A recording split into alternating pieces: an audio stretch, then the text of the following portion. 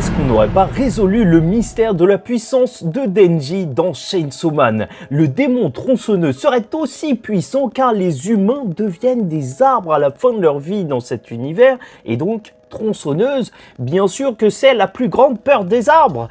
Est-ce que c'est ça? Je sais pas et on va en parler.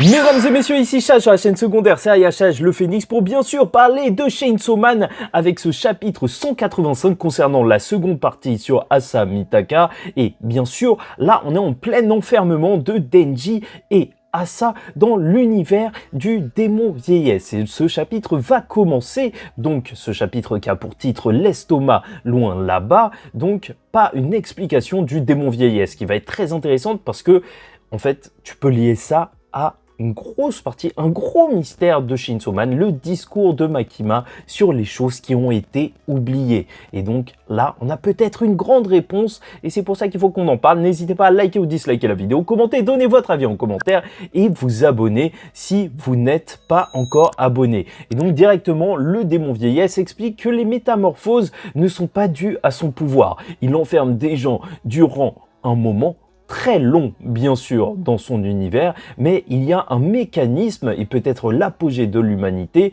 lorsque les humains n'arrêtent pas de penser, ils deviennent des arbres, en tout cas dans cet univers. Donc, ça pourrait expliquer, et maintenant, ça montre aussi pourquoi le démon futur avait une forme d'arbre, parce que peut-être que c'est ça la finalité, le futur pour chacun, bien sûr, ne faire qu'un avec la nature et compagnie. Donc, est-ce que c'est réellement ça? Est-ce que tous les humains qui vieillissent deviennent des arbres au bout d'un moment? S'ils pouvaient vivre assez longtemps, peut-être que en fait c'est juste une finalité parce que là ils peuvent vieillir à l'infini. Et donc, en vrai, ça pourrait pas arriver dans l'univers normal de Chainsaw Man. C'est juste parce que là, ils sont dans cet univers où ils peuvent vieillir encore et encore. Et bien sûr, pour tous les fans de Tatsuki Fujimoto, l'auteur en entier, ça fera étrangement penser à Judas, son sort donc dans Fire Punch. Et qui sait s'il pourrait y avoir à la fin un lien avec Fire Punch et que Fire Punch soit la suite de Chainsaw Man ou la série qui s'est passée avant.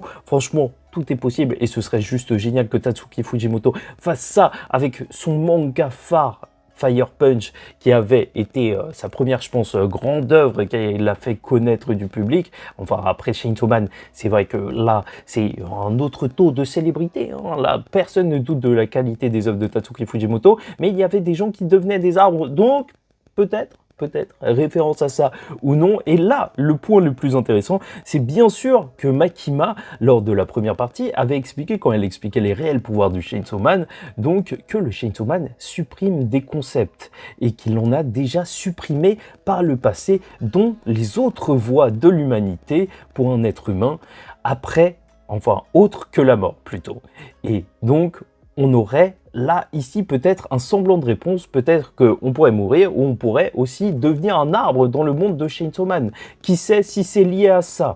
Franchement, je trouve ça super intéressant. Peut-être qu'on verra d'autres formes d'évolution pour l'humanité, autre que la mort dans l'univers de Chainsaw Man. Peut-être que ça n'avait rien à voir avec ça, ce que Makima disait, parce que, bien sûr, tout le monde aurait pu oublier, mais peut-être que c'est juste dû au fait, justement, qu'ils sont dans cette dimension où on peut vieillir comme ça et que, normalement, de toute façon, même si le Chainsaw Man n'avait pas mangé ses autres façons de terminer sa vie, entre guillemets, bah, il n'y aurait pas donc la transformation en arbre qui en fait partie et que c'est juste dû au démon vieillesse, enfin au fait qu'ils peuvent vieillir à l'infini. Dans tous les cas, le démon vieillesse, ce qu'il va nous dire lors de ce chapitre, c'est qu'il veut voir, et c'est pour ça qu'il travaille avec les humains, ces nouveaux concepts. Il voudrait mourir pour voir comment tout ça se passerait. Il est intéressé par l'évolution de l'humanité. Et bien sûr, nous aussi, ça nous hype un petit peu, surtout quand on voit ça à la fin, que les gens ils peuvent se transformer en arbres. On peut se demander ce qui pourrait arriver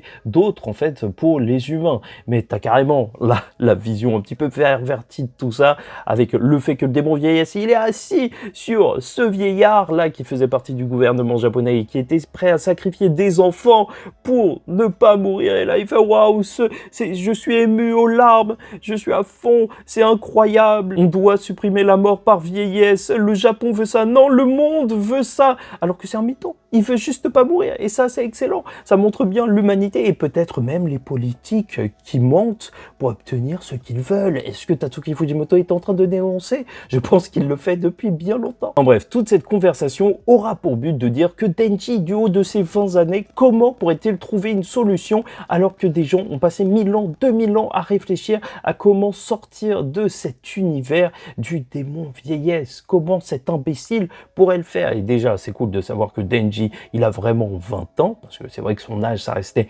plus ou moins un mystère jusque-là, mais plus que ça, bien entendu, il ne faut pas oublier que Denji est un génie, parfois de manière très étrange. Le démon Éternité l'avait sous-estimé, pensait que justement il n'arriverait pas à continuer à se battre, mais il a trouvé une solution. Makima l'a peut-être sous-estimé, elle ne pensait pas que Denji viendrait avec un plan à la fin pour l'affronter et compagnie. En fait, ne jamais sous-estimer Denji dans sa folie. En vrai, c'est une image assez intéressante de voir un vieillard qui est donc la chaise du démon du temps. Ça fait un petit peu, tu vois, les êtres humains sont soumis au temps au final, enfin à la vieillesse, et ça marche extrêmement bien. Tatsuki Fujimoto, le design de ces démons marche toujours aussi bien. Enfin bref, et si Denji courait lors du dernier chapitre et qu'on ne comprenait rien, bien sûr on savait que c'était lié à son estomac, c'était pour avoir la dalle. Donc là, il a extrêmement faim et c'est là que Asamitaka va sortir une hache qu'elle a préparée avec la dent du démon qui est sorti,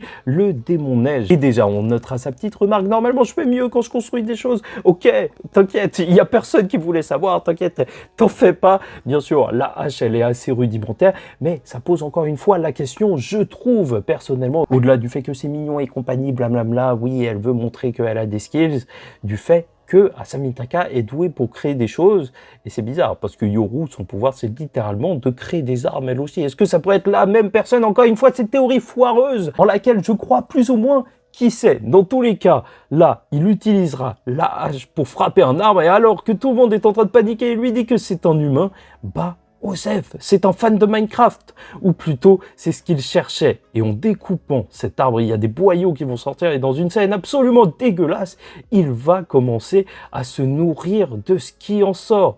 C'est hardcore, voilà, Denji mange des humains, enfin, pour la deuxième fois. Parce que je te rappelle que la première fois, c'était en sashimi, ça avait l'air bon. Franchement, ça avait l'air bon. Dans tous les cas, c'est assez drôle de voir ça parce que Asamitaka voit ça, alors que justement, au début, quand elle était anti-Chainsaw Man, au début de la série, elle parlait à Denji. Denji lui disait, non, le Chainsaw Man, il mange pas d'humain. Et dans cette scène ouf, il disait, enfin, si, peut-être qu'il l'a fait une fois, mais c'était totalement autre chose. Enfin, c'était génial. Là, il le refait une deuxième fois, mais devant elle en plus. Encore une fois, c'est la force de Chainsaw Man, ce dilemme du tramway à chaque fois. Dans cette série, quand même, t'as Denji qui mange des vieillards millénaires sous forme d'arbres pour sauver 1000 enfants qui vont être sacrifiés. Si ça, c'est pas intéressant, en tout cas, c'est même pas un dilemme pour Denji puisqu'il le fait directement. Et on comprend donc pourquoi il a couru, juste pour pas être dégoûté et avoir assez faim pour faire ce truc totalement dégueulasse.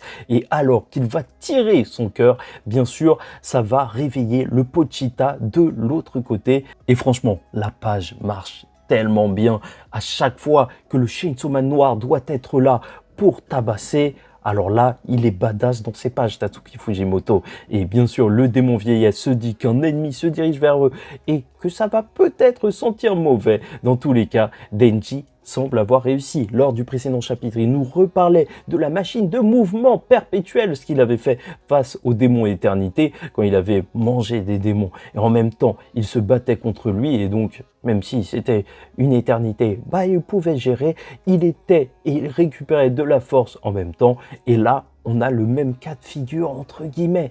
T'as un Denji qui peut nourrir Pochita depuis cette dimension où il y a plein d'arbres et il peut remplir l'estomac de Pochita pour que Pochita soit au maximum, même s'il se fait défoncer, éclater à chaque fois par le démon vieillesse. Et ça risque d'être juste monstrueux. Et juste voir ça à la fin du chapitre, voir un Denji qui dit à toi de jouer Pochita, qui a totalement confiance en lui, ça fait extrêmement plaisir. Et encore une fois, je suis super content parce que j'ai l'impression que les vrais thèmes de cette seconde partie de Chainsaw Man sont de plus en plus clair avec tout ça. Faire face au deuil, à la dépression et compagnie. Là, depuis le démon vieillesse, ça a été dit littéralement.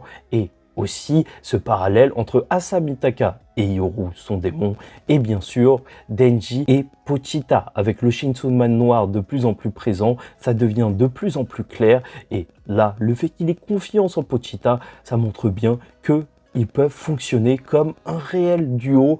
Et ça a juste l'air excellent. J'ai très hâte de les voir travailler de plus en plus main dans la main. Dans tous les cas, je trouve cette fin épique et on part sur un énorme fight. N'hésitez pas à me dire ce que vous en pensez en commentaire. En tout cas, c'est tout pour moi. Et en attendant la suite, je vous dis ciao tout le monde, faites très attention à vous. Et surtout, paix sur vous.